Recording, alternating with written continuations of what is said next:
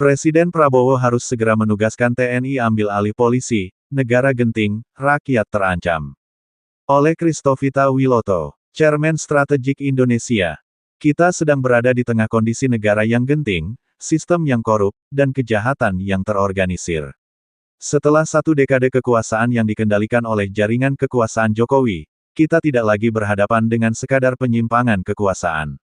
Ini sudah menjadi sistem kejahatan negara, terstruktur, terorganisir, dan didanai oleh kekuatan ekonomi super besar, baik dari proyek infrastruktur, rente politik, kartel impor, hingga bisnis narkoba, tambang ilegal, dan perampokan anggaran.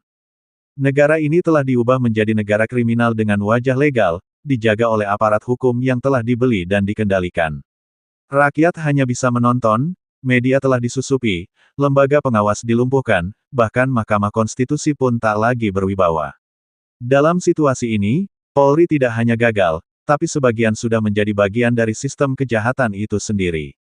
Lalu, apakah kita harus diam? Saat ini, hanya satu institusi yang masih memiliki struktur, kedisiplinan, dan loyalitas pada negara yang belum sepenuhnya tercemar, Tentara Nasional Indonesia (TNI).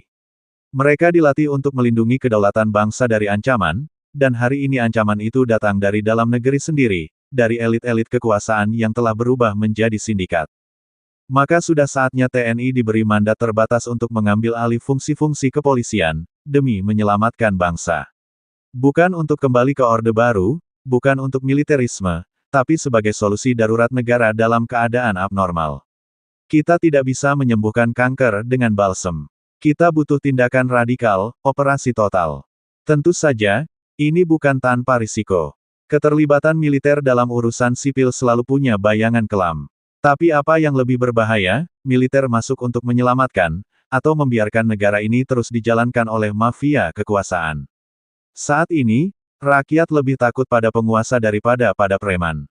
Karena faktanya, preman sudah jadi pejabat, dan pejabat sudah jadi bandit. Langkah ini harus dilakukan dengan kerangka hukum darurat, diawasi ketat oleh lembaga independen, dan hanya berlaku sementara. Tugas TNI adalah membongkar sindikat kekuasaan, menetralkan aparat hukum, dan mempersiapkan reformasi total kepolisian dan peradilan. Setelah itu, TNI kembali ke baraknya, bangsa ini kembali ke rel demokrasi. Ingat, sejarah mencatat ketika sipil gagal menjalankan hukum dan keadilan, maka militer masuk bukan sebagai penjajah, tapi sebagai penyelamat. Bangkitlah TNI, bangkitlah rakyat, ini bukan lagi sekadar pilihan. Ini adalah kewajiban sejarah. Tuhan memberkati rakyat Indonesia.